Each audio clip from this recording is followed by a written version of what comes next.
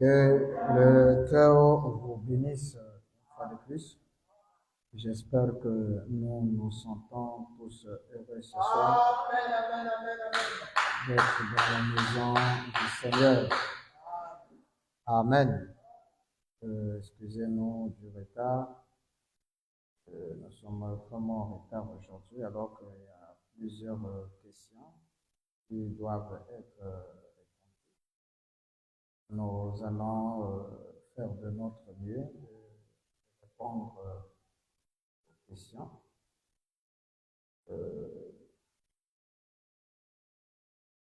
On sent vraiment que le corps est vraiment fatigué.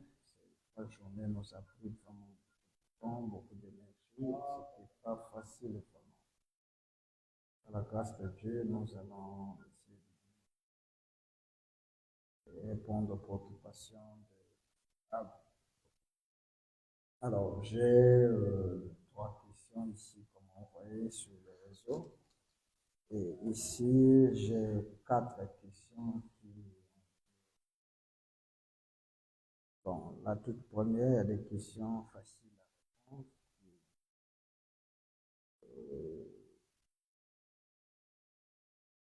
D'abord, ici, je vois question en rapport avec la dot. Question dit, la dot est-elle une recommandation biblique? Si oui, comment est-elle pratiquée par ceux qui nous ont précédés dans la foi? Salomon, David, Abraham.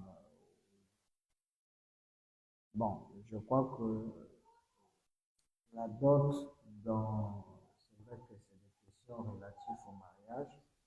On est obligé de... D'abord, dans le message de William Branham, la dot n'existe pas. Et lorsque nous avons enseigné ici sur la dot, je pense que nous avons montré qu'il n'y a aucune écriture qui soutient la dot. Donc, c'est d'abord, même en Israël, lorsque nous essayons de voir les Écritures, ça aussi on avait promis parler de ça. Comment est-ce que Abraham, lorsqu'il voulait chercher une femme pour Isaac, on nous dit dans la Bible qu'il a chargé des chameaux, des dents et des présents que l'on est venu donner à Rebecca. Donc, ces donations paraissaient comme une dot qui a été donnée par Isaac vers Rebecca. La dot là n'a pas été donnée aux parents, mais plutôt cette dot a été donnée à Rebecca, et non aux parents de Rebecca. Il y a aussi dans la parole, dans le Nouveau, disons l'Ancien Testament, on parle, la dot était comme une sanction, un paiement de sanction. C'est-à-dire, lorsque vous brisez certains principes, c'est là où on exigeait une dot. Le premier exemple se trouve dans Exode 22, verset 16. Il est dit, si un homme séduit une vierge qui n'est point fiancée, il couche avec elle, il payera sa dot et la prendra pour femme. Si le père refuse de le lui accorder, il payera en argent la valeur de la dot des vierges. Si vous prenez une femme de force, qui n'est pas fiancée, on s'est fiancé encore, c'est la femme de Toé, Deutéronome dit on va vous lapider. Parce que lorsqu'il y a fiançailles, c'est déjà la femme de quelqu'un. Et c'est ce que nous voyons dans le parcours même depuis, avant que la loi ne soit installée, lorsque Jacob, je crois,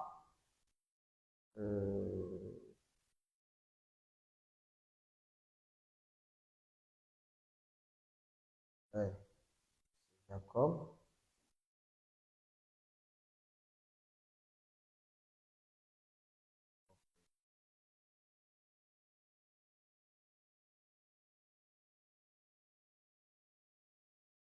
voilà. C'était l'histoire de Dina et les Chichemites. Et c'est histoire-là que qu'on trouve encore la dot comme sanction. Lorsque, comment on l'appelle, Dina est allée, Sichem avait violé Dina, on avait exigé une forte dot qui devait être donnée et ça avait été payé. Ça, c'est dans la Bible. Bon, maintenant, David et Salomon, comme on l'a précisé ici, nulle part on a vu David aller payer une dot en nature ou en argent. En fait, tout ce qui se passe en Afrique ici, ces coutumes, ce sont des coutumes africaines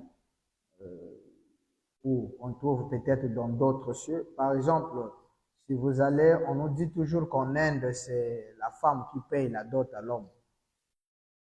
Qui, lorsque l'homme intéresse, apparemment, c'est comme ça que ça se passe là-bas, à tel point que le parent, s'il a une multitude de filles, et qu'il est pauvre, en tout cas, souvent les filles sont jetées dans les rues et se retrouvent dans des orphelinats.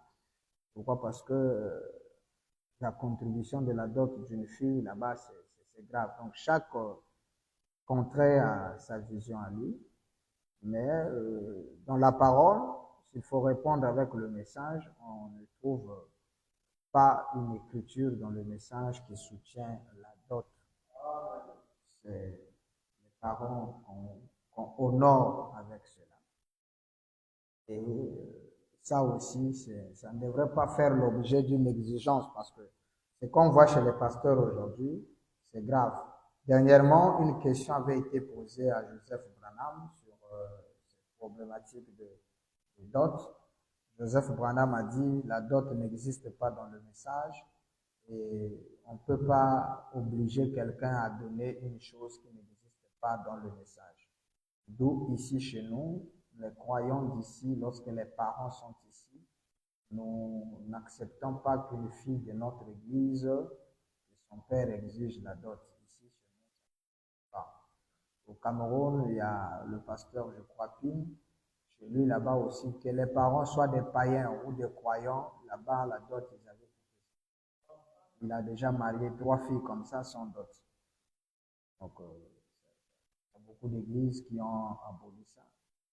Parce qu'aujourd'hui, les églises, si tu ne payes pas la dot, on te déclare pas mari et femme. Alors que ce qu'on a besoin, c'est juste une autorisation de 2 parties.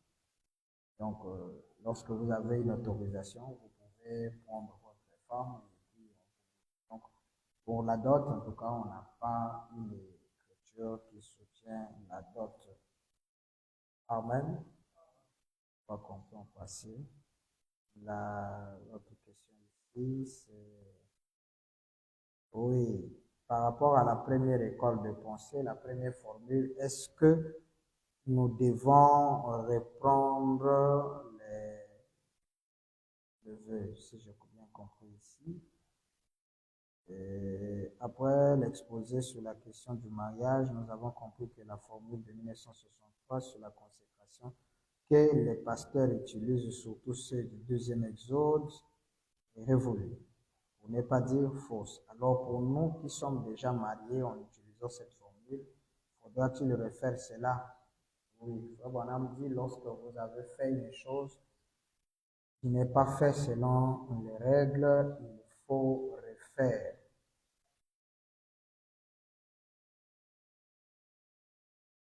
Venez, hein, les questions ne sont pas venues comme celui de Frère Branham, ça venait avant, il a le temps de travailler. On répond directement.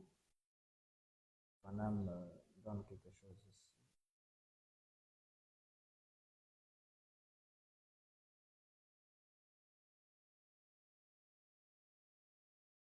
Dans la parole faite chère, brochure La parole faite chère, le paragraphe 167, nous dirons 167 et 168 pour répondre à cette question. Et si oui, quelle est alors la nouvelle actualisée pour les vrais mariages dans Je crois que nous avons des exemplaires. Jacques Briand, vous pouvez prendre un peu la sœur jaune là, qui est dans. Ok. Donc là, William Branham va donner une déclaration ici, 167 et 168. Eh bien, vous avez déjà vu un chargement de wagon par un employé de chemin de fer. Il ira là, il chargera autant ici, autant ici. L'inspecteur passera et examinera. Si c'est un peu brûlant ici, ça bouge. Il dira non, je ne vais pas, je ne vais pas sceller ça. On doit défaire cela et on doit le refaire. La chose suivante, il essaiera de recharger cela et s'il le fait mal, l'inspecteur dira c'est mal fait, reprenez cela. Maintenant, Branham dit, et c'est ce que Dieu fait avec son Église depuis longtemps. Lorsqu'une chose n'est pas faite comme il le faut, on le refait. Amen. Donc, c'est un peu ça. Maintenant, la nouvelle formule, nous avons déjà des exemplaires ici que nous avons appelés acte de mariage religieux. Cet acte-ci, nous le distribuons aux membres de notre communauté qui croient le troisième sacerdoce. Ici, vous avez les articles relatifs au mariage, la consécration, comment ça se passe, les vœux, comment ça se passe. C'est un fichier de 9 pages. Donc la nouvelle formule, elle est déjà disponible pour les croyants de. Une autre question.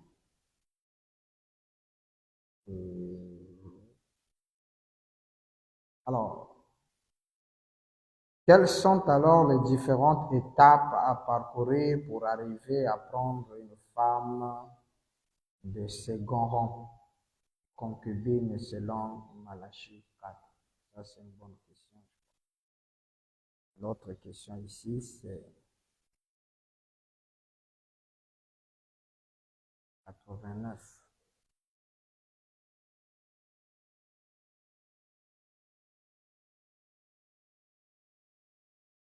Je crois que c'est la question beaucoup attendue. Hein. Quels sont les procédés? C'est grave.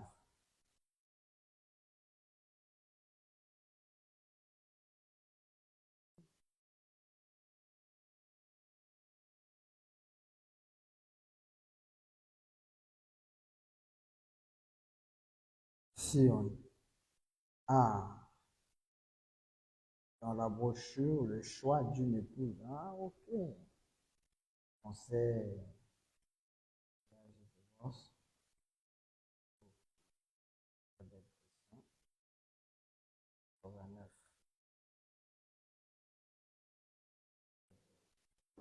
Bien. Je réponds d'abord à la question sur les différentes étapes pour trouver une femme de second rang ou concubine. Bon, je pense que, comme on l'appelle la femme de second rang, la femme de premier rang, comme l'explique la version Semeur. Dernièrement, j'étais en train de lire un peu l'histoire de Salomon. Voilà comment est-ce qu'on appelle un peu les premières épouses. Dans 1 roi 11, la version Semeur dit, il y eut 700 épouses de rang princier et 300 épouses de second rang. Donc, les premières épouses, il appelle l'épouse de premier rang. Ceux-là, vous êtes liés avec eux par un vœu. Et le vœu là, ce sont des vœux que toi tu prononces et que l'épouse aussi prononce. Lorsqu'il prononce ces vœux, l'homme prononce ces vœux-là vous lient. Par contre, avec la concubine, il n'y a pas question de vœux. C'est cet aspect-là que je voulais prendre, qu'on a laissé dans notre document pour montrer la différence de vœux, mais la question est venue. Donc, lorsque nous avons pris par exemple l'exemple de type d'Agar, nous avons pris l'exemple de Bila et de Zilpa, vous allez remarquer qu'il n'y a eu aucun vœu. Dans la concubine, il n'y a aucun vœu. Il y a juste un engagement envers la fille et la fille envers l'homme, mais qui n'est pas le vœu. Donc, il n'y a pas des étapes. Et je crois que la seule étape possible, c'est de voir si cette fille-là est digne de confiance, comme Agar était digne de confiance. Vous allez voir que dès que Sarah prend Agar, la donne pour épouse à son mari, il n'y a eu aucun vœu, aucune étape. Il n'existe aucune étape à franchir sinon que tes yeux et ta conscience. Imagine, toi, tu vas prendre une concubine, une prostituée. Mais attends-toi des bagarres. Et tu ne peux pas prendre une prostituée parce que la prostituée, elle est pour tout le monde. Or, la concubine, c'est ta couche, comme l'a dit, comment on l'appelle, Jacob, auprès de Ruben. Tu as souillé ma couche. C'est la couche de la personne. Alors, cette couche, d'abord, tu dois savoir si elle est de Dieu, c'est-à-dire qu'elle a un bon esprit, capable d'avoir, pour nous, on dirait, parce que tu peux trouver des filles dans les hors là, qui ont une bonne attitude par rapport à ceux d'Égypte dans l'église ici. Et ça, un bon comportement, mais il n'a pas le message. Ça peut t'attirer aussi. Donc, c'est à toi de voir, tu en tant qu'enfant de la parole, tu connais le caractère. Le caractère fait partie des éléments importants d'une unité. Donc, vous allez vous lier avec cette concubine. Tu dois regarder aussi le comportement, l'attitude, les consorts et tout et tout. Mais, parce que cette concubine peut devenir un jour, comme nous avons lu Ketura, qui était une concubine, mais qui a trouvé grâce d'être devenir une épouse. Donc, ça veut dire que tu dois aussi prendre le temps de connaître qui est cette fille à laquelle tu vas te lier.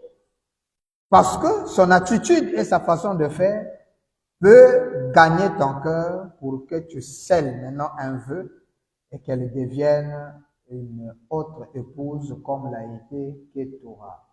Parce que nous avons lu dans les chroniques que Ketura était une concubine d'Abraham. Et dans la Genèse, on dit que Abraham l'épousa. Donc, elle est montée de second rang elle a eu la grâce de devenir premier rang. Et je crois qu'aussi c'est la même histoire avec Esther, qui était dans le compartiment des concubines, et grâce au désarroi de Vasti, de la reine Vasti, elle a été projetée, grâce à Mémoucan, je crois, pour devenir la future reine, et l'une des reines les plus puissantes qu'on a connues, la reine Esther. Son histoire est restée dans les archives et dans les chroniques. Donc, pour répondre clair, oui, il faut chercher à connaître qui elle est, son attitude, son comportement, parce qu'elle peut devenir la femme du premier rang comme Ketura. Et dans ce sens-là.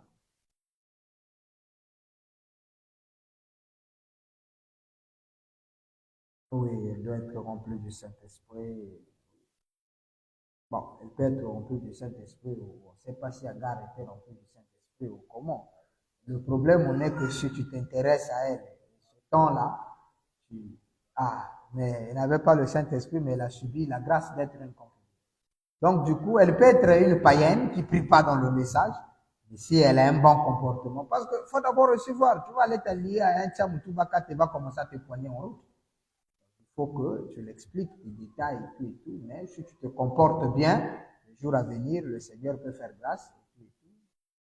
Donc, une concubine a droit de bien se comporter pour pouvoir bénéficier de la grâce de monter au premier rang. Et l'autre question ici, je crois que on a répondu. S'il y a un petit anomalie, vous écrivez encore, parce que derrière, en fait, toutes les réponses que l'on peut donner, derrière une réponse, il y a toujours une question encore. Donc, on donne l'essentiel. Alors, ici, la question, il dit, pasteur, dans la brochure, le choix d'une épouse, prêché en 65, c'est-à-dire après mariage et divorce, au paragraphe 89, William Branham ramène à la première école de pensée de chercher à savoir si la personne était déjà mariée avant. Alors, qu'est-ce qu'on peut dire après mariage et divorce? William Branham ramène à la première école de pensée qui dit que il faut d'abord si l'homme n'avait pas été marié avant. Alors je voudrais, quand nous la lisons, le paragraphe 89, nous prenons la version de la voix de Dieu.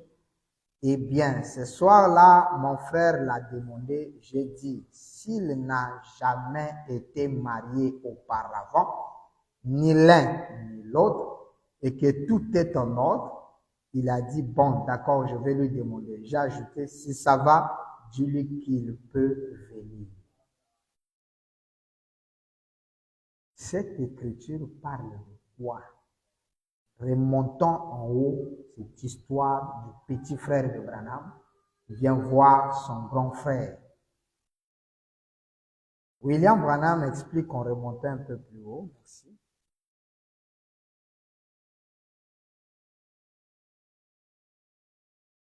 Je crois que c'est en haut, hein, ou en bas. Et on se dit. Vous allez comprendre l'histoire.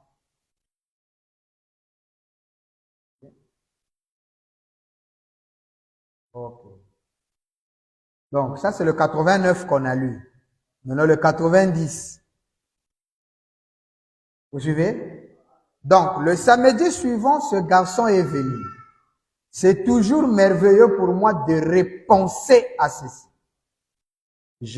Par un après-midi pluvieux, une vieille Chevrolet dont les phares tenaient avec du fil de fer s'est arrêtée devant la maison. C'était peu de temps après que j'avais perdu ma femme.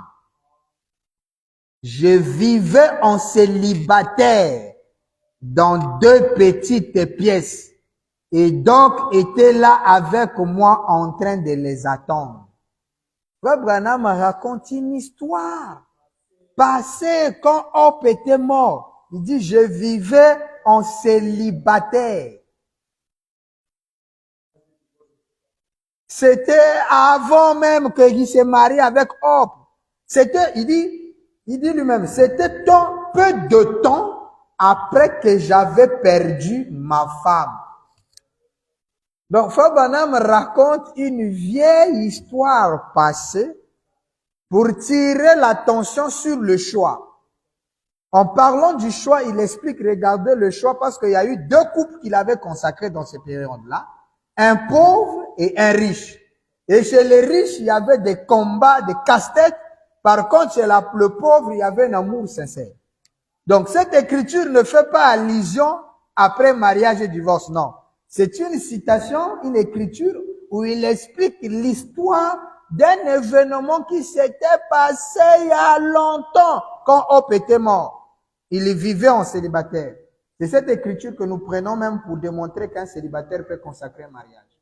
Parce qu'il était en célibataire, il dit je vivais en célibataire et il a consacré le mariage en étant célibataire.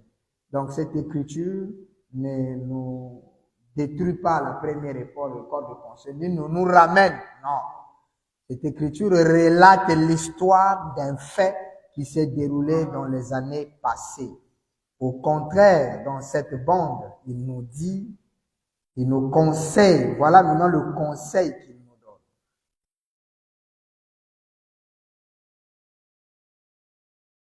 Au paragraphe 136, il dit, procurez-vous ma bande sur le mariage et le divorce. Il nous ramène dans la bande de mariage et le divorce.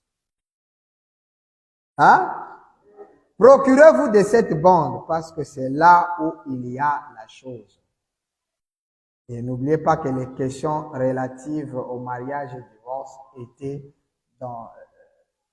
cachées dans la bande. Il fallait que la bande soit donnée. Et la vérité est venue par un nuée d'entonnoir qui a formé une pyramide renversée où toute la plénitude est entrée en William Branham. Hier, on était en train de parler de cela avec, je profite de le saluer aussi, un grand homme de Dieu, l'ancien, on l'appelle souvent le prophète Joël. Moi aussi, j'oublie trop le nom là. Attends. Trop de prophètes même ici là. Amen.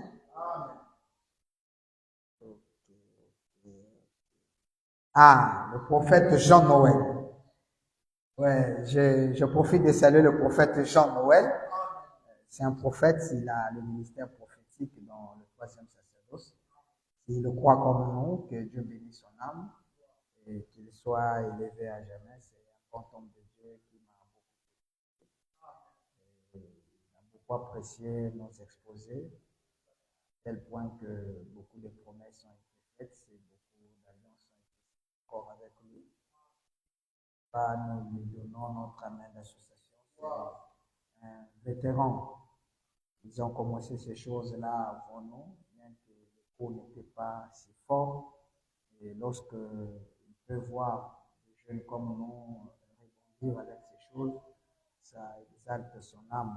Que Dieu bénisse notre prophète Jean-Noël. Depuis Kinshasa, que la grâce de Dieu soit sur vous, mon prophète. Donc, pour être bref, pour finir avec cette question, ça n'a rien à voir avec, ça ne nous ramène pas. Au contraire, c'est une histoire que Frère Branham m'a raconté concernant un mariage qu'il avait, que Doc, son frère, était venu plaider parce que aux États-Unis, c'était pas facile quand tu n'as pas d'argent pour aller payer un prédicateur consacré. Il dit non, mon grand frère, lui, ne demande pas de l'argent, il est simple.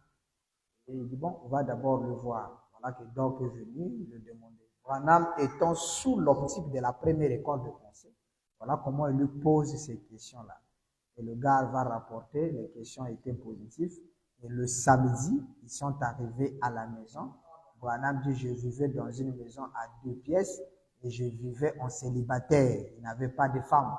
Donc c'est avant mariage et divorce. C'est l'histoire passée qu'il nous raconte.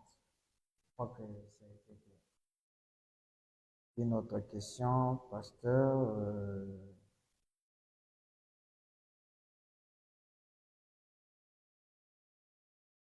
Ouais.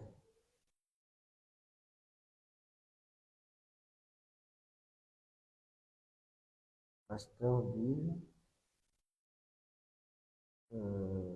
mariage et le divorce, c'est une question vitale. Est-ce que le problème du mariage et du divorce est lié à la vie éternelle? Amen. Nous allons lire quelque chose ici, je crois, dans les choses de tous.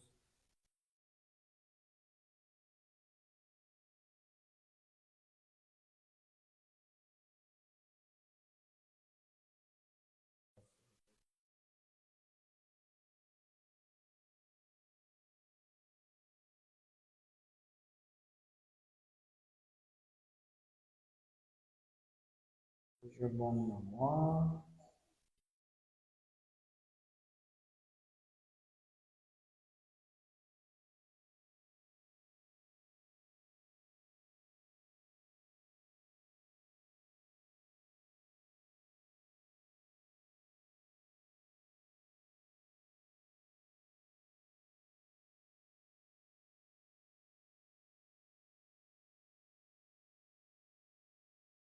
Bon, pour essayer de répondre un peu.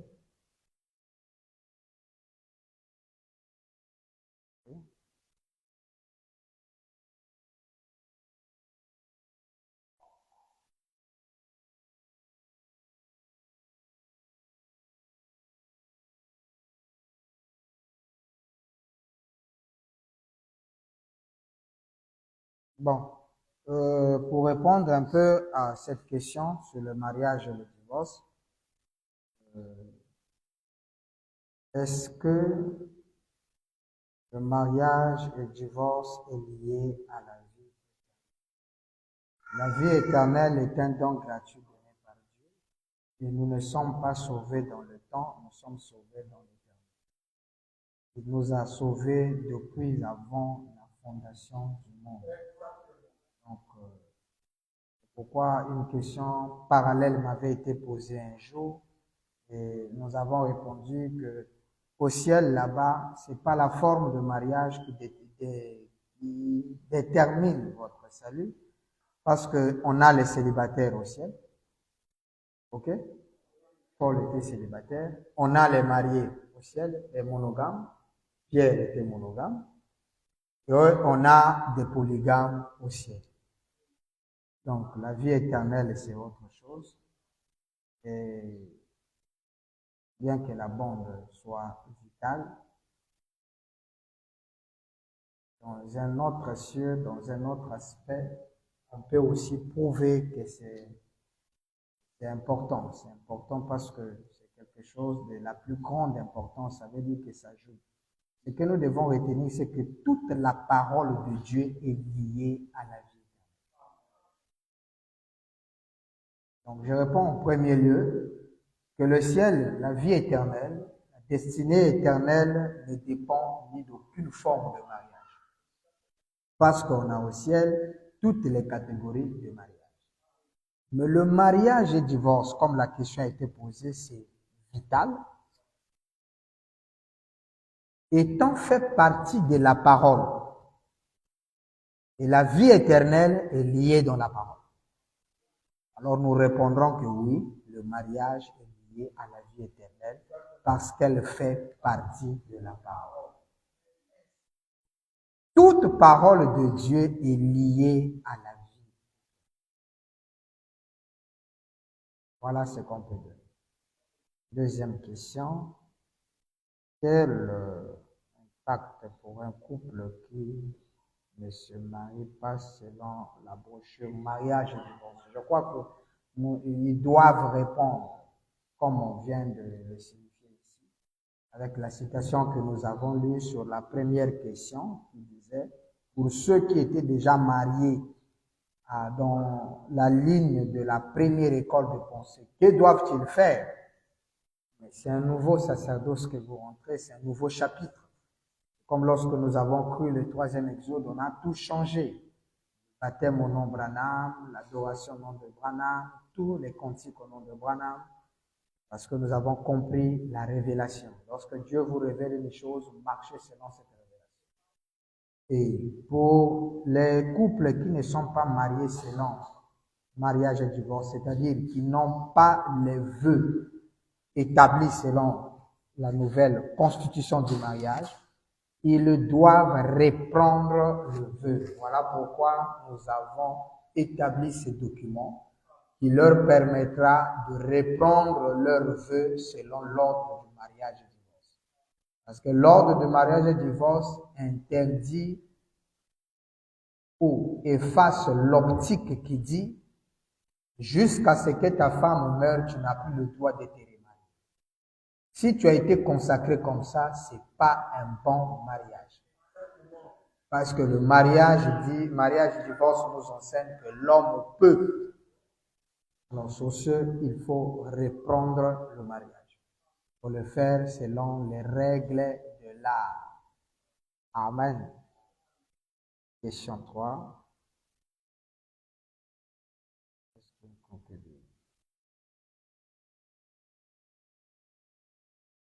Oui. Est-ce qu'une concubine après séparation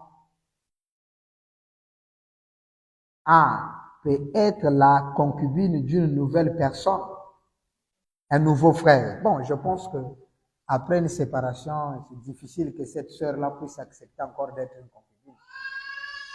Elle va chercher maintenant qu'elle la gagne. Parce que en étant concubine, c'est en espérant monter au premier rang. Hein? C'est en espérant monter en premier rang. Bon, s'il reste aussi, il n'est pas dit que toutes les concubines doivent monter en premier rang, mais seulement si vous n'êtes pas lié avec elle. Donc, du coup, elle est libre dès que tu la désengages de l'engagement qu'elle a accepté d'être ta couche. Parce que nous avons montré qu'une concubine, c'est ta couche. Elle ne peut plus aller ailleurs. Si elle va avec un autre homme pendant qu'elle est ta concubine, c'est grave. Non, je pense que je veux faire exception de prendre cette citation. C'est dans le document que nous avons prévu. Il y a un passage biblique qui nous explique ce fait-là, ce phénomène. Il y avait un lévite qui avait, quoique déjà avec l'histoire de Ruben, on peut comprendre que c'était interdit à Bila, c'était grave. Lorsque Bila, la concubine, est allée avec son fils, non seulement que c'était son fils, mais il avait souillé sa couche. Et ça lui a coûté le droit d'aînesse. Il y a une histoire ici, dans la Bible. Voilà. Juge 19, le premier verset. Dans ce temps-là, il n'y avait point de roi en Israël. Un lévite. Oh, les prédicateurs ne peuvent pas avoir de concubines. Oh non, nous sommes des lévites. Ça, c'est un lévite. Un lévite qui séjournait à l'extrémité de la montagne d'Éphraïm. Hein?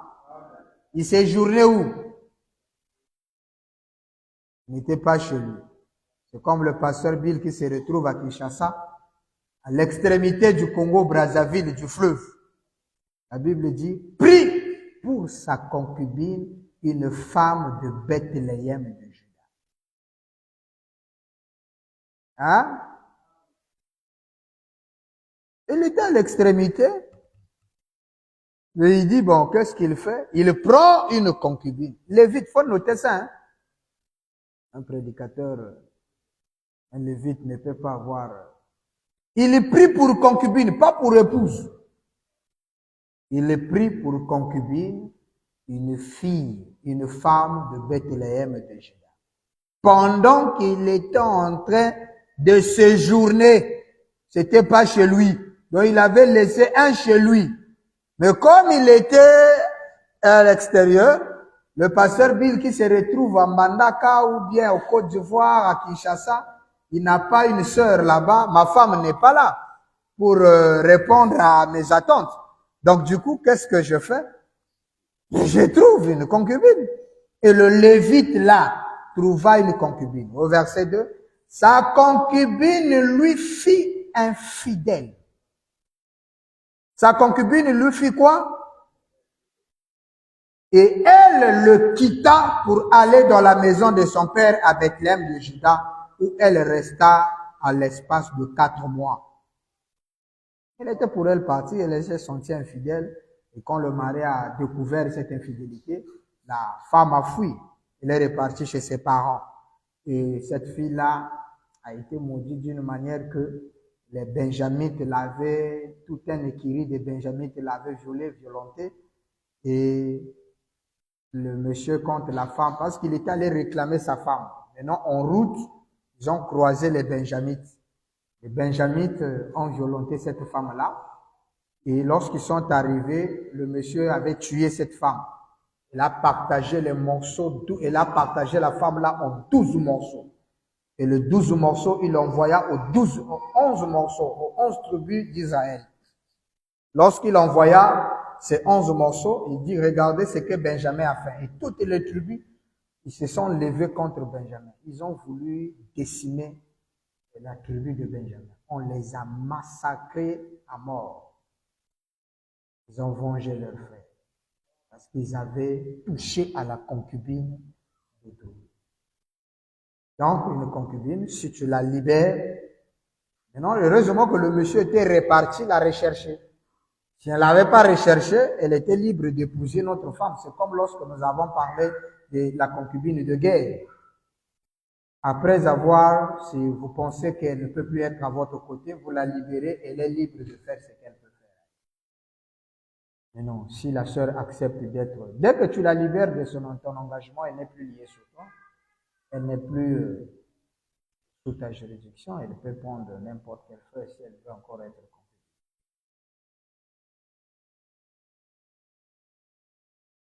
Une autre question ici.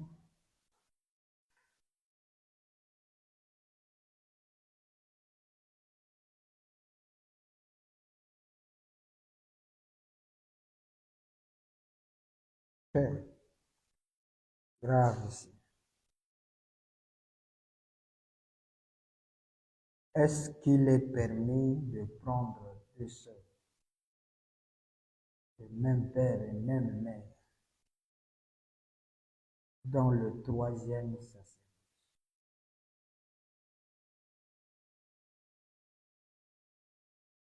Les Kinaïaï, pour être honnête et vrai, il n'y a aucune écriture à mon niveau. Je n'ai pas tout lu, hein. Je ne connais pas tout. Nous apprenons tous les jours. À mon niveau, ce n'est pas une écriture qui condamne ça. Plutôt, l'écriture de mariage et divorce, où Branham parle de Jacob qui épousa 2 sœurs. Et il y eut ensuite des concubines. Si vous êtes spirituel, non pas spirituel, vous avez juste une petite partie de spiritualité, vous allez voir ça d'un coup. Qu'est-ce qu'on va voir? Jacob qui épouse 2 sœurs, qui a 12 femmes, qui a des concubines, ça on le voit d'un coup. Donc je ne saurais pas démontrer que c'est interdit de prendre 2 sœurs. Et il y a des parents qui acceptent. Surtout quand tu as l'argent, ils acceptent. Je me rappelle d'un pasteur que j'étais les noms ici. Bon, lui au moins, c'est quand la femme était morte. Mais d'abord, je connais des couples ici où le monsieur a pris la sœur. Maintenant, les cadettes de la sœur, il dit aux parents, ils se marieront jamais, ils sont mes épouses. Il les a pris tous. Et un pasteur à Brazzaville, quand sa femme était morte, le papa de la fille dit, bon, nous ne voudrons pas que tu prennes notre femme pour élever l'enfant laissé par ma fille. prend juste sa petite sœur et que la petite sœur puisse faire grandir parce que la nostalgie de croissance et de maternité sera plus performant par rapport à une autre femme parce que c'est l'enfant à sa sœur, elle va bien s'occuper d'elle. Mais le pasteur avait refusé à tel point que le papa les a chassés de sa parcelle de l'église. Parce que le papa les avait donné la parcelle. Comme c'est l'église de sa belle et de sa fille, le mari de sa fille. Quand il a refusé d'épouser la cadette, on l'a foutu dehors. Les parents, eux, c'est l'argent. Les parents africains, c'est l'argent. Ils regardent même pas la mentalité de la personne. Même quand c'est un franc-maçon, il a un plein inguérissable. Tout le monde connaît. S'il a l'argent, il dit, il achète la maison, la parcelle, à papa, il lui achète une voiture. Ils vont dire, ils vont même t'insérer, quoi, la première femme qui a épousé un franc-maçon, c'est toi. Vas-y. C'est comme ça. Mais le vendeur de pain, qui est digne et juste, on va pas l'accepter. C'est pourquoi les parents demandent la première chose. Puisque pour les parents africains, surtout ceux qui connaissent pas la parole, les enfants sont la retraite.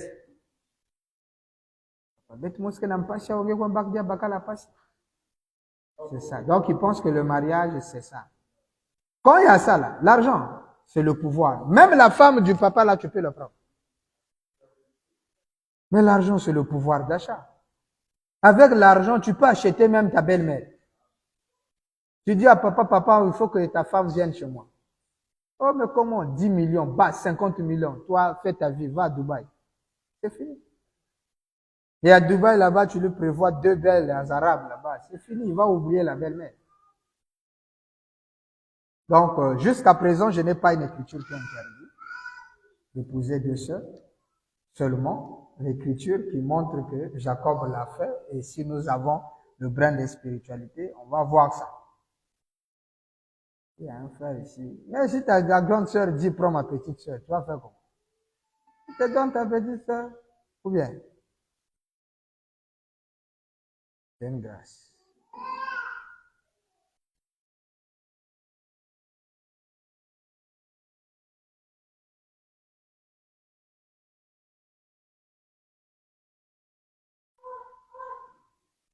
Bon, question là.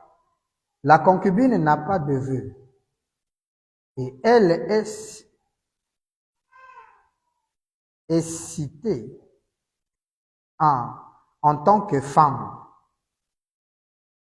telle que les 1000 femmes du roi Salomon.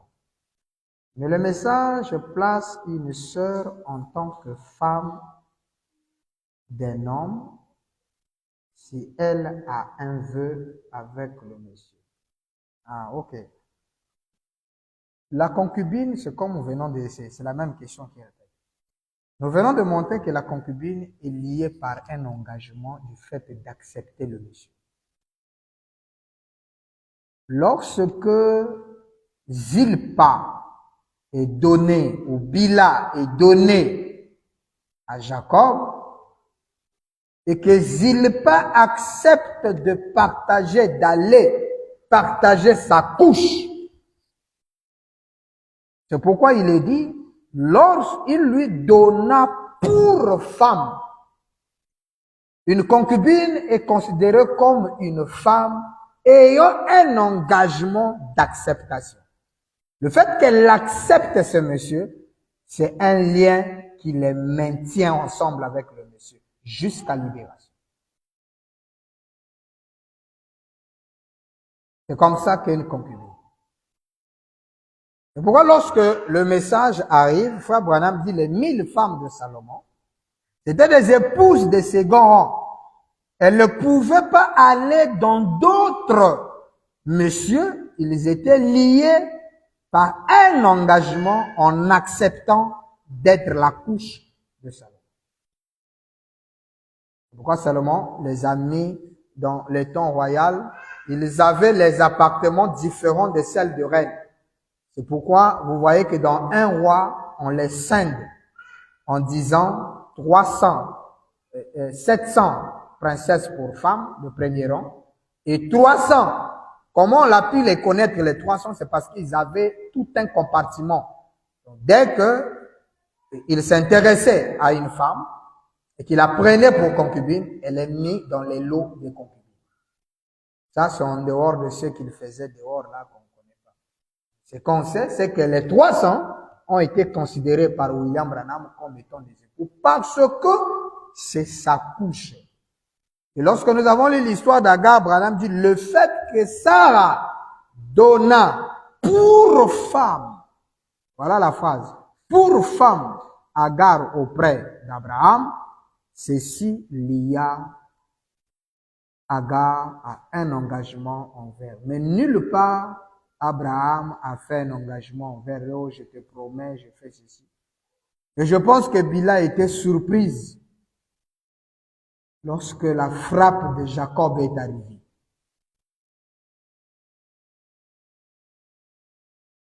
Lorsqu'il a enlevé la bénédiction ou la prééminence à Ruben, qui est allé avec Bila. Ruben était surpris. Réaction de son père. Et Frère Branham dit c'est un acte immoral parce qu'une concubine est liée à un homme par un engagement envers celle-ci. Différent du vœu. Le vœu, c'est autre chose. Donc, le fait qu'elle est donnée pour femme, c'est un engagement qui la place dans une position de femme. Pourquoi on les appelle femmes de second rang? C'est une femme à ce monsieur, mais de second rang. Ce qui fait d'elle une femme, c'est parce qu'elle est liée par un engagement, le fait qu'elle a été donnée ou acceptée. Voilà. Autre question? Je peux répondre les 3 questions de l'Internet. Pendant que je peux répondre, vous aussi, vous pouvez avoir votre question. Alors, ici, la question est de savoir qu'est-ce qui peut causer le divorce alors qu'il y a la polygamie.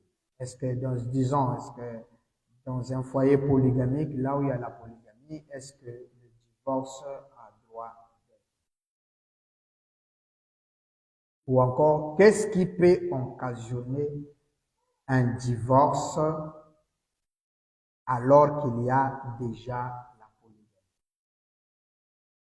Bon. Oui, le divorce est toujours là, puisque c'est mariage et divorce. Lorsque les principes de la parole sont brisés et que celle-ci atteint un paroxysme. Par exemple, je vais donner 2 citations où Frère Branham parle d'un fait le concernant même lui-même. Dans l'histoire de ma vie du 8 novembre 53, 41e paragraphe, de toute façon, elle fumait cette petite cigarette. Je l'ai regardée et oh là là, je n'en croyais pas mes yeux. Et je l'ai regardée. Je pouvais à peine croire que c'était elle, cette jolie petite fille qui était assise là, en train de fumer cette cigarette. Et elle renvoyait la fumée par le nez. Vous savez, c'était dégoûtant à voir. Tout homme qui laissera sa femme fumer la cigarette montre de quoi il est fait. C'est juste. C'est juste. C'est exact. Frère, il se pourrait que ma femme fasse cela. Et si elle le faisait, elle sortirait par la même porte par laquelle elle était rentrée. Vous imaginez en quoi le mariage, mais voilà, vous avez une sœur qui n'obéit pas à la parole, qui brise les principes qui les lient à un homme, ça mérite le divorce. Et le deuxième cas, c'est celui-ci. Dans la marque de la bête du 15 juillet 56, 32e paragraphe, partie C, et vous les hommes, vous pauvres petites créatures sans colonne vertébrale, vous avez laissé une femme, votre femme, aller ça et là souffler et fumer de la cigarette par ses narines, s'habiller en short et agir comme cela chez vous à la maison. Et vous n'êtes pas assez homme. Vous êtes un piètre fils de Dieu. Je ne dis pas que la mienne ne ferait jamais cela. Si jamais elle se rabaissait à ce point-là, le diable s'empare d'elle, elle le fera. Mais ça sera ce jour-là qu'elle ne sera plus Madame Branham. Même frère Branham est prêt à chasser sa femme si ce dernier... Ça c'est William Branham, hein? Elle se comporte mal et que le diable le saisisse. Branham dit c'est ce jour-là qu'elle ne sera plus Madame Branham. Lorsque la femme brise les principes de la parole, dehors.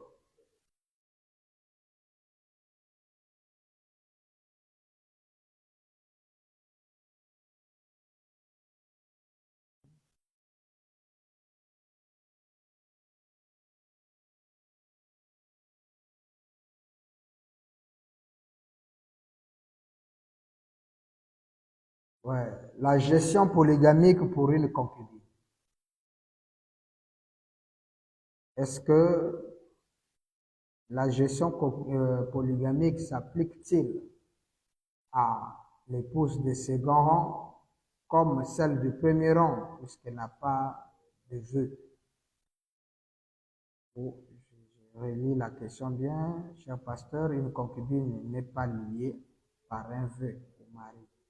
La gestion polygamique s'applique-t-il à ce couple comme elle est une épouse de second rang, ou y a-t-il une autre conduite pour la gestion selon la parole? Mais c'est clair, elle est une épouse de second rang, ce qui fait que la manière qu'on gère les femmes de premier rang n'est pas la même manière qu'on doit gérer la femme de second rang. Naturellement, même leur catégorie est en train de leur placer différemment. Seulement, lorsque nous arrivons à Abraham, lors du partage de son héritage, il nous est dit ceci. Dans Genèse 25, Genèse chapitre 25, 3, là. Genèse 25,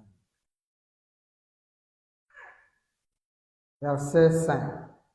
Abraham donna tous ses biens à Isaac. Il fit des dons au fils de ses concubines, tandis qu'il vivait encore. Vous voyez ce qu'il a fait? Il donne ses biens à Isaac et il fait des dons, des biens aussi toujours, au fils de ses concubines, parce que ces fils-là font partie aussi d'Abraham. Et la Bible nous dit qu'Abraham eut plusieurs enfants.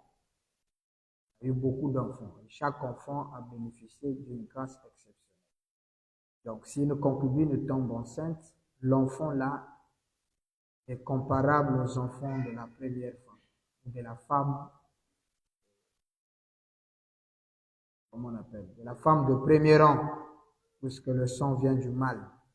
C'est le sang de l'homme qui est là. Voilà pourquoi les enfants de Zilpa et de Bila ont contribué aux 12 tribus d'Israël au même titre, et tous les 12 patriarches. Ils sont dans l'Apocalypse. Un peu ça. Alors, donc, pour le divorce, la première question, pour le frère qui a posé la question sur le divorce, je crois que là, c'est déjà répondu. Pour le divorce, nous dirons donc, c'est lorsque la femme, même si elle a la polygamie, lorsque la femme se comporte mal, elle est querelleuse, chamaille les autres, toujours des jalousies contre les autres, bagarreuse, et ne respecte pas les principes de la parole, n'oubliez pas que vous êtes liés par la parole. Quand les principes de la parole sont brisés, c'est ça que vous dites. La sœur se retrouvera dehors. Le divorce peut être consommé. Deux autres questions ici que je vois. Pasteur, toujours dans le choix d'une épouse. Ça, on a répondu ça. La femme a été faite, paragraphe 135, qui dit la femme, sous les anciennes lois, la polygamie était légale. Comment dites-vous que la polygamie est autorisée aujourd'hui? Je crois que c'est le paragraphe 135 du choix d'une épouse. Mais dans 136, il te dit, procurez-vous ma bande de mariage.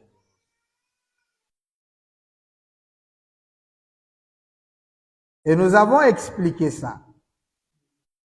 Sous les anciennes lois, ce n'est pas les lois de Dieu relatives au mariage.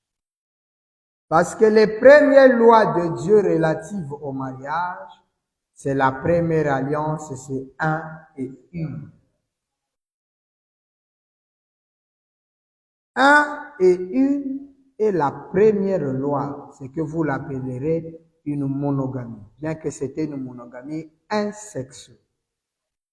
Donc la monogamie forme est la première forme du mariage. L'ancienne loi du mariage, c'est un homme et une femme, un Adam, une Ève. Lorsqu'il chute, voilà que Dieu a établi notre alliance, c'est maintenant un et beaucoup. Donc la polygamie dans la loi de Dieu paraît comme apparaît comme étant la nouvelle loi dans le cadre du mariage. Et dans cette paragraphe, il y a un élément très important. Si vous les prenez dans les conditions de la parole, regardez ce qu'elle dit. La première phrase. C'est pourquoi on a dit qu'il faut étudier la parole. Parce que lorsqu'on n'étudie pas, on prend juste ce qui nous satisfait, on a des problèmes. La phrase dit, la femme a été faite à cause de l'homme et non l'homme à cause de la femme. Là, c'est la parole de Dieu. La femme doit savoir que nous, les hommes, on n'a pas été faits pour eux. C'est eux qui ont été faits pour nous. Voilà pourquoi il y a une différence dans le jeu. Branham dit, c'est pour cette raison que, sous les anciennes lois, la polygamie était légale. Nous avons montré que depuis le XIe siècle, la polygamie a été abolie en Israël. Et en 1950, les rabbins ont aboli. Et en 1977, l'état civil, tout ça a été rédigé dans toutes les couches. En tout cas, ça a été signé dans l'état civil comme quoi la polygamie ne peut pas être légale. Voilà. Parce que si vous prenez les lois de Dieu, d'ailleurs les lois de Dieu sont constantes. Si vous prenez Psaume 119, verset 160, il est dit, le fondement de ta parole est la vérité et toute la loi de ta justice sont éternelles. Vous voyez ça? Les lois de la justice de Dieu sont éternelles. Et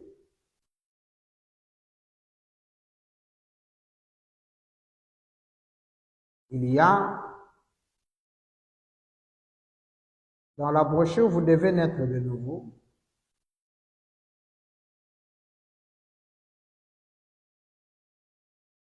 Donc, ce qui faisait que les anciennes lois admettent la polygamie parce qu'ils avaient compris que c'était l'homme qui était le chef et que c'était la femme qui a été faite pour l'homme et non l'homme pour la femme. C'est droit à élever l'homme au-dessus de la femme à tel point que la polygamie était légale. Mais lorsqu'ils ont introduit l'émancipation de la femme pour mettre la femme au même pied d'égalité avec l'homme, alors ils ont dit l'homme ne bénéficie plus de cette loi-là, la polygamie est écartée. Donc vous devez naître de nouveau du 31 décembre 61, le parti C, Branham dit. Et aujourd'hui, cette leçon d'école de dimanche a été longue, interminable. Mais Père, je crois qu'il avait été ordonné par toi qu'il en soit ainsi, afin que nous comprenions ce que signifie la naissance et la résurrection, ce que signifie être né de nouveau. Nous devons les choses importantes d'abord. Nous devons mourir afin de naître de nouveau. Tu n'as jamais changé tes lois. La loi de la nature subsiste toujours. Pourquoi la nature, depuis que la polygamie a été introduite à la fois chez l'homme et chez les animaux, nous trouvons dans la nature cette justice, les animaux sont toujours polygames.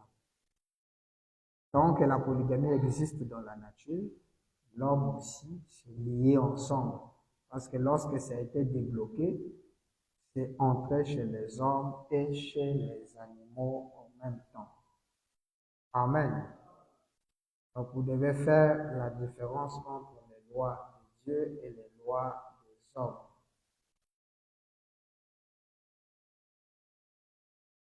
C'est comme cette écriture dans l'exposé à la page 99 ou 99.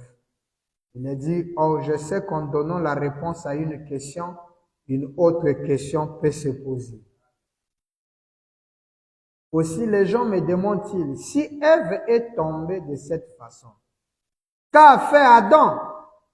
Puisque Dieu rejette la responsabilité sur Adam. Branham dit, c'est simple. Écoutez ça. La parole de Dieu est établie à toujours dans les cieux.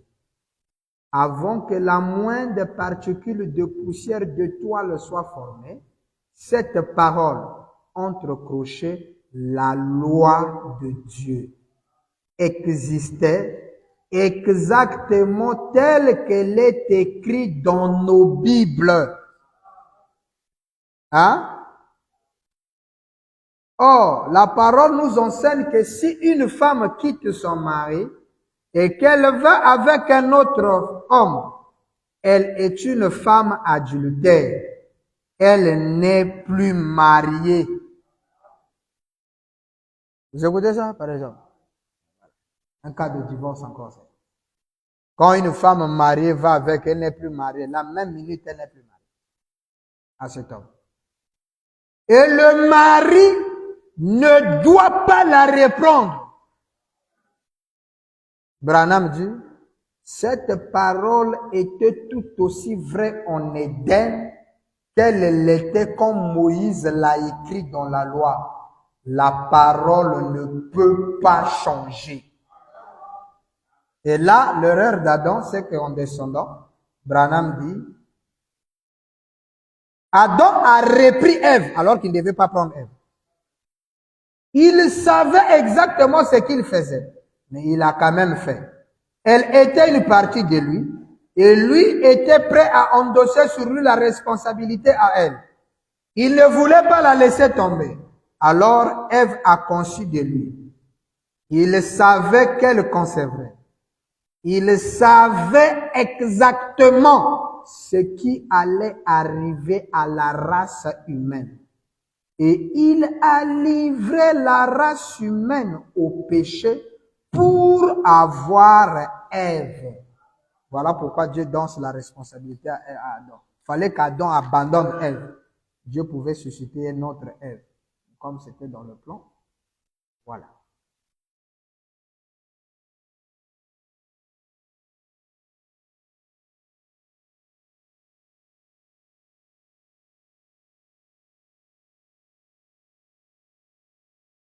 Une autre question qui vient ici, avant de lire la dernière question du maître.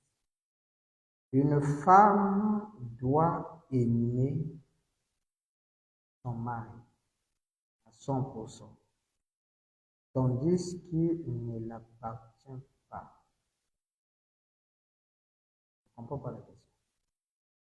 Une femme doit aimer son mari à 100%. Ah, Une femme doit aimer son mari à 100%, tandis qu'il ne l'appartient pas. Si je résume la question, est-ce qu'une femme peut aimer son mari à 100% si elle ne l'appartient? Mais dès quand tu es ta femme, ça veut dire que tu l'appartiens. Quand tu es déjà, tu as quelqu'un, tu appelles ton mari, tu l'appartiens, tu ne peux plus donner ton corps à un autre homme, mais tu l'appartiens, tu es censé l'aimer à 100%. Sinon, tu fais quoi avec lui? Je ne sais pas si j'ai mal compris la question, mais à ma connaissance, c'est ce que j'essaie de comprendre de cette question. Une femme doit aimer son mari à 100%, tandis qu'il ne l'appartient pas. Il ne l'appartient pas. C'est une question même ici. Nico, la sœur représente, elle va s'exprimer.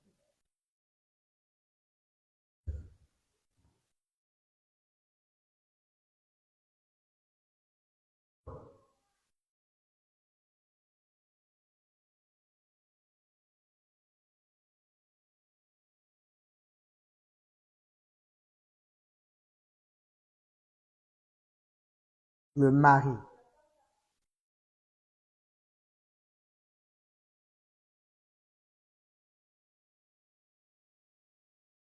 Oui,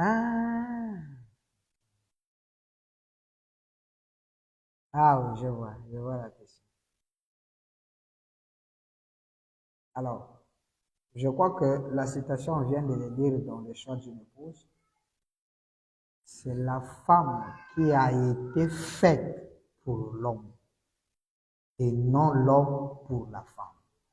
Si toi tu es une femme et que tu es ton but même de création, c'est cet homme. Ton amour à toi doit même dépasser celle de ton mari. Puisque tu es, d'ailleurs, la femme est la partie amour. Même si vous êtes 10, chaque femme aime son mari de la manière que la parole lui ordonne d'aimer son mari. Parce que le problème c'est que c'est quoi? Les sœurs ont oublié leur place et leur but. Le but de leur existence sur la terre, c'est d'être une aide de l'homme. On n'a jamais dit que l'homme doit être une aide de la femme. C'est la femme qui est une aide. Et c'est la femme qui a été créée pour l'homme. Donc, on t'a créé pour l'aimer à 100%. C'est pourquoi Branham dit, trouvez celle qui sera votre copine envers et contre tous. Parce que même si, ça rejoint comme la question, la dernière question qui m'a été posée. Chaque femme, que vous soyez 10, chaque femme joue son rôle d'époux en face de son mari. Et nous allons expliquer ça lorsque nous parlerons sur la gestion polygamique. Parce qu'il nous reste 2 grands thèmes que nous allons développer. Je crois qu'on prévoira ça au mois de juin, soit on le garde pour l'année prochaine. Nous parlerons sur la gestion, comment gérer plusieurs femmes, la gestion polygamique selon le message. Et nous parlerons de la 3e alliance de Dieu pour le mariage. Parce que Dieu est parfait en 3.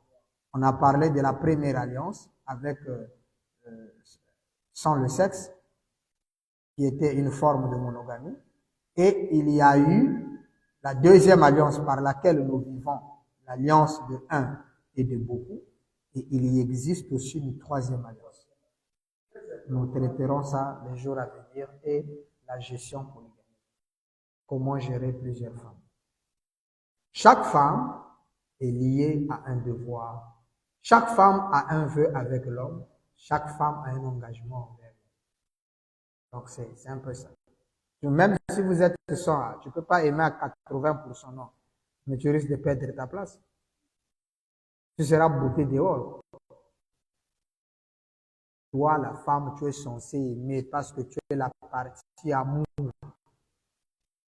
La 13e corde, c'est la partie amour qu'on a.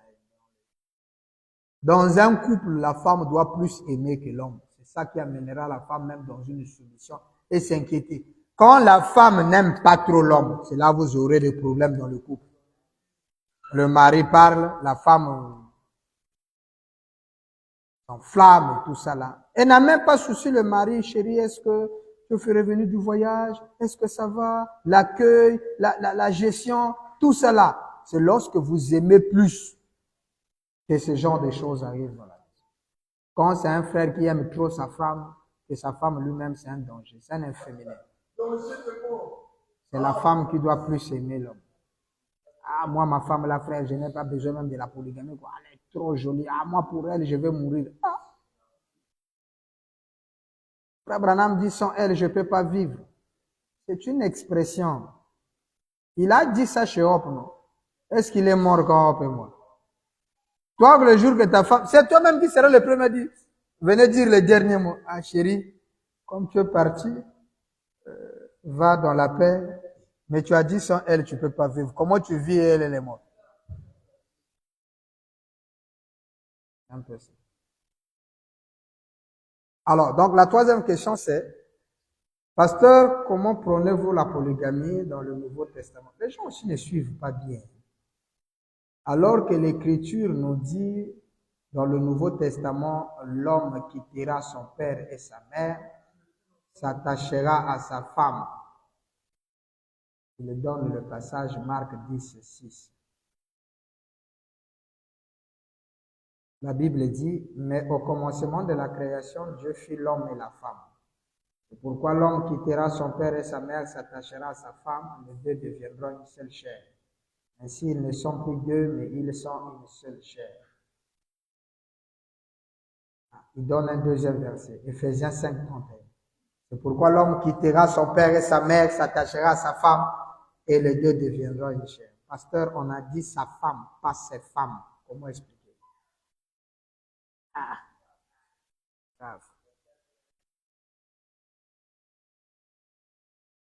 Bon, avant d'abord de répondre, je lis la brochure Dieu mal compris.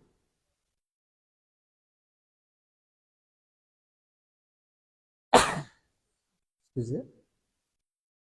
Dieu mal compris, 23 juillet 61, paragraphe 51. Voici une question scripturaire à laquelle j'aimerais vous répondre par les Écritures. Moi aussi, je vais vous répondre par les Écritures. D'abord, l'homme quittera la maison de son père et de sa mère, s'attachera à sa femme, n'est pas une écriture du Nouveau Testament. Je réponds par une écriture depuis Genèse. Donc ici, Jésus et Paul ont répété que Genèse 2, versets 23 et 24. Et l'homme dit, lorsque Adam, Dieu a fait Ève, il a approché Ève devant Adam. Adam dit, voici cette fois-ci, celle qui est os de mes os et chair de ma chair. On l'appellera femme parce qu'elle a été prise de l'homme. C'est pourquoi l'homme quittera son père et sa mère, s'attachera à sa femme et les deux deviendront une chair. Ça, c'est Genèse. Après Genèse est venu les David et les Salomon. Donc Salomon et David ne connaissaient pas ça. Si cette écriture efface la polygamie, mais c'est venu avant David et Salomon. Avant Jacob et les autres. Hein? Maintenant, regardez, je vais vous montrer maintenant le deuxième aspect. C'est que aucun frère, je pèse mes mots. Bon, peut-être en cachette. Je ne sais pas si ça existe. Surtout dans le message. Aucun frère dans le message, depuis que c'est venu en Afrique, n'a vu cette écriture. Je réitère ma phrase. Et je demande, je lance un défi s'il y a un frère comme ça, qui vient me voir, qu'il m'écrit. Un pasteur, un frère qui a vécu cette écriture. L'écriture dit l'homme doit quitter. Est-ce que toi, c'est toi qui as quitté tes parents? Ou bien c'est la femme qui a quitté ses parents et t'a rejoint dans ton studio ou dans ton chambre-salon?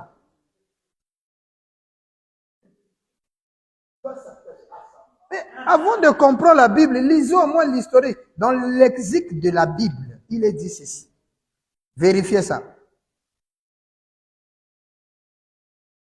Le temps jadis était lié sur ce qu'on appelle le matriarcat.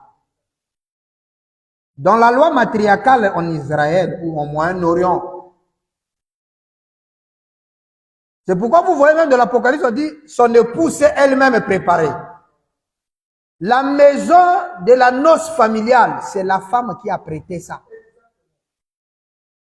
La femme apprête la maison. Et l'homme quitte ses parents avec ses bagages et va entrer dans la maison préparée par sa femme. Il va trouver sa femme dans la maison déjà. Et les deux, c'est là-bas, vont former une seule chair. Or, chez nous, c'est le frère qui travaille, qui a une maison, un chambre-salon, qui intéresse une soeur et va doter. Et c'est la soeur qui quitte ses parents le jour de la consécration, le sac est dans la voiture. Et chez nous, maintenant, c'est la femme quitte ses pères et sa mère et va s'attacher à son homme.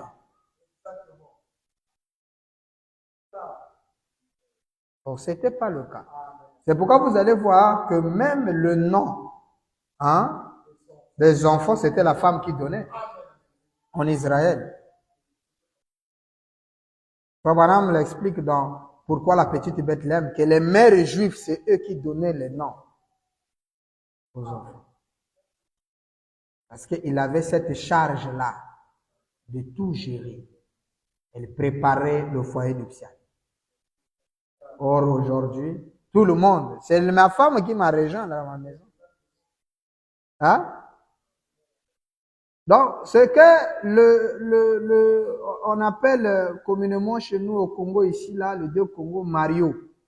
C'est ça l'écriture, là, c'est du marionnisme. Donc, disons pas marionniste, mais être Mario. Il dit que le monsieur qui va vivre chez sa femme, là. Hein? Il y a des messieurs comme ça, là. Hein? Il va aller vivre chez son mari.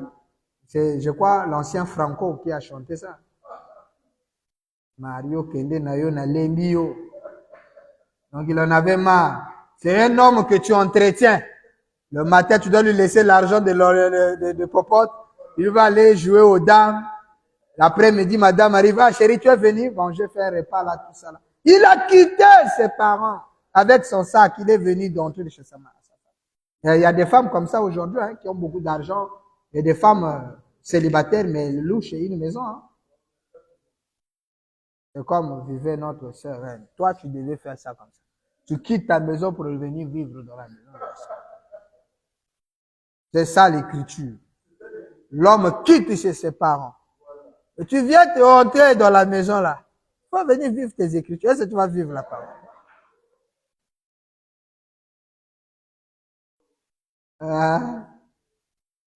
C'est ça.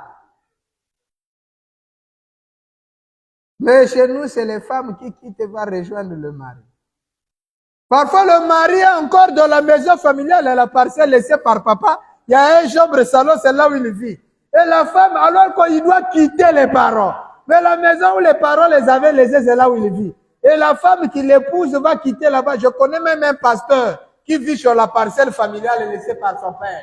Et c'est là-bas que sa femme est venue. Il est gonflé de dire, l'homme quittera. Tu as quitté où?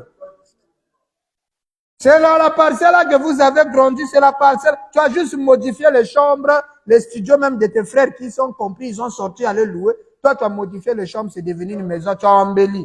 Et tu es allé prendre une sœur. C'est la sœur qui quitte ses parents et venir s'attacher à toi pour vivre avec lui.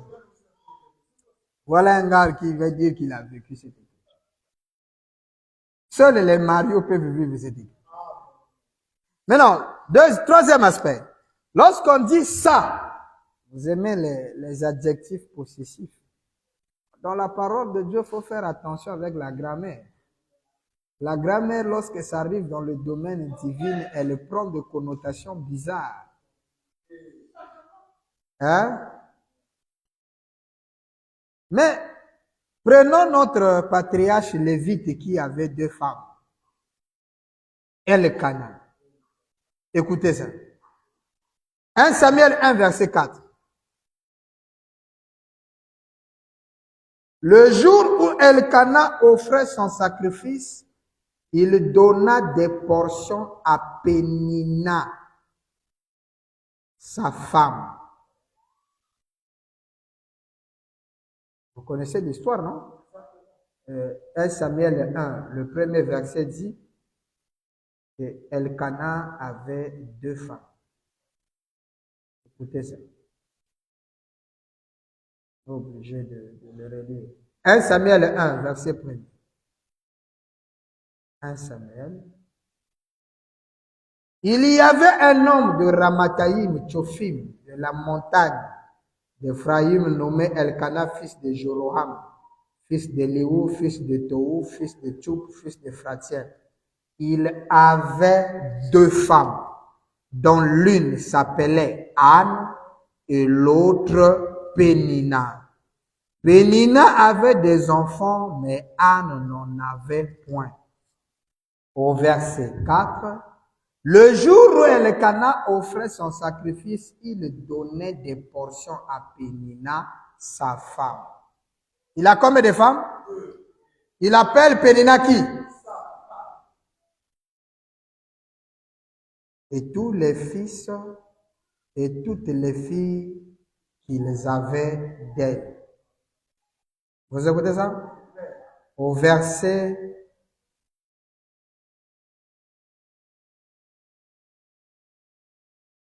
prenons le verset 19.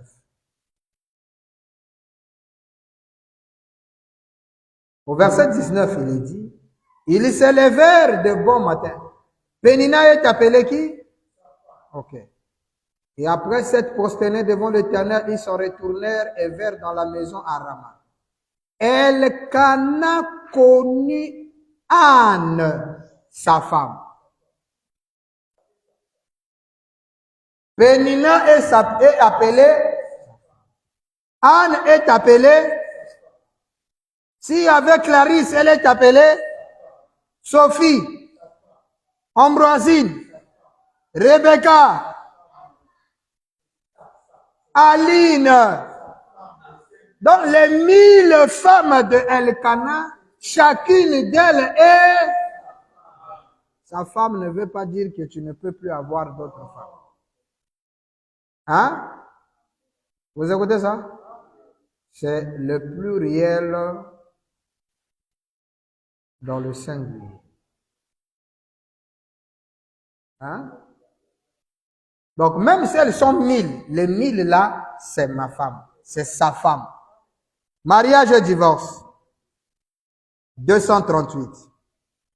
Maintenant, regardez derrière, en dernière analyse, regardez, il y a Jésus-Christ, pas vrai? Un homme, Dieu, Emmanuel. Le croyez-vous?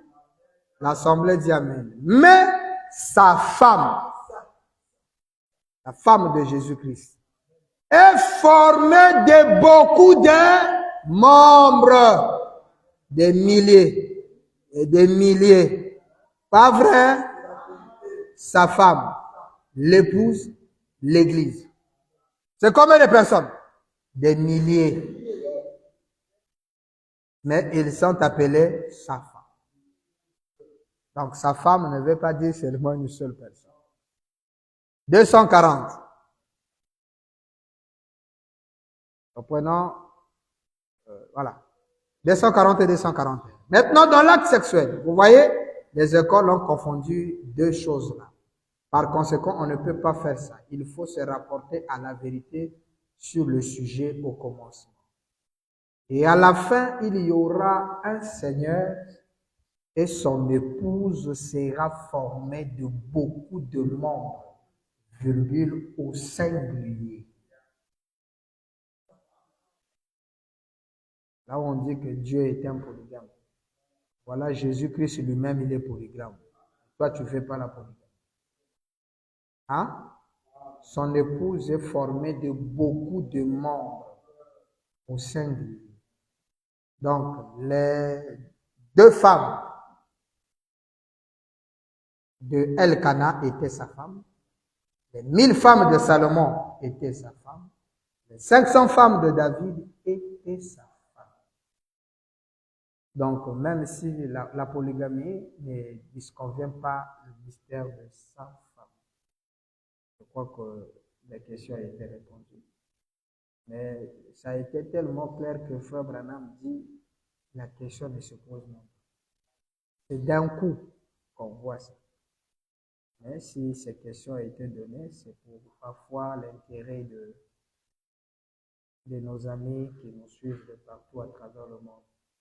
Que la grâce de Dieu soit sur vous. Est-ce qu'il y a encore des questions? Ok. Donnez le micro à Frère Junior.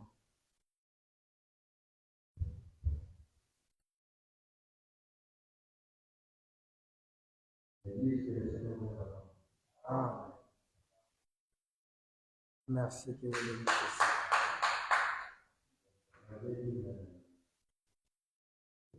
Voilà.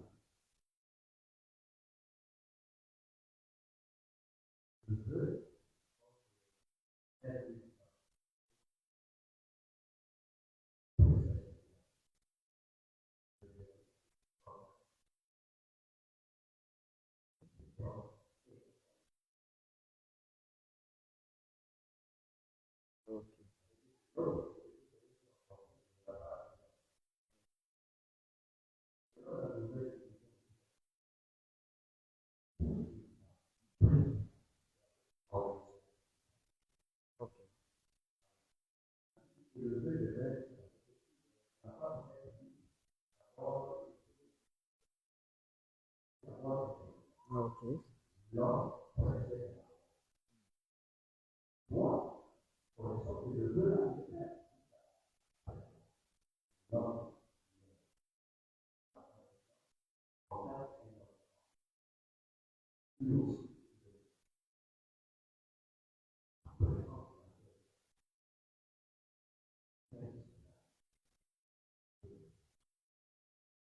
Bon, merci pour la question. Pour ceux qui n'ont pas écouté, je vais reformuler la question.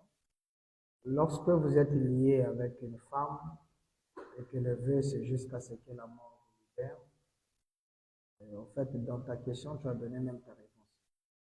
Et si la femme, le monsieur meurt avant et que la femme reste, la femme là, s'il se remarie avec un autre homme, c'est ça? Est-ce que la question c'est que de l'autre côté, qui c'est? Comme la mort ne peut pas séparer, alors la femme se retrouvera avec deux hommes de l'autre côté. Très bonne question. Maintenant, le problème c'est que comme William Branham, en nous montrant l'exemple, il nous montre que de l'autre côté, il avait ses deux épouses. Lorsque nous allons voir la troisième alliance, nous verrons que même de l'autre côté, si tu es polygame, tes femmes vont te rejoindre.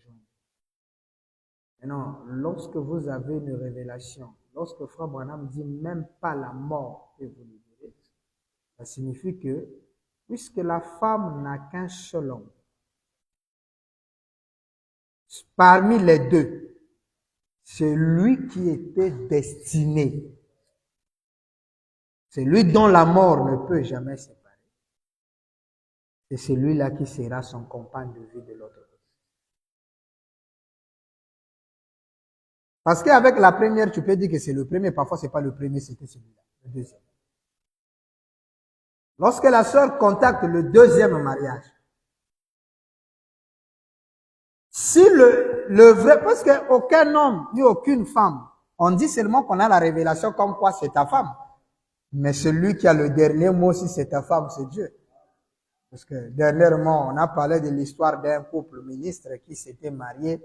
À peine là, même pas 2 mois, le monsieur a démontré que Dieu l'a confirmé que c'était sa femme.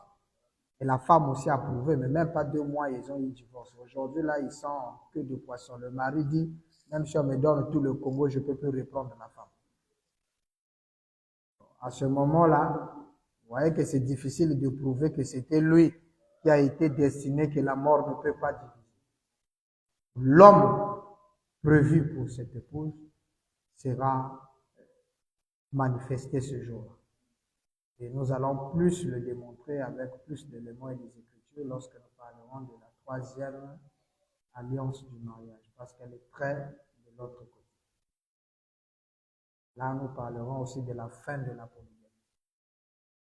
Il introduit la troisième alliance. Comment la deuxième alliance va s'arrêter. C'est un peu ça. Il y a plus de questions.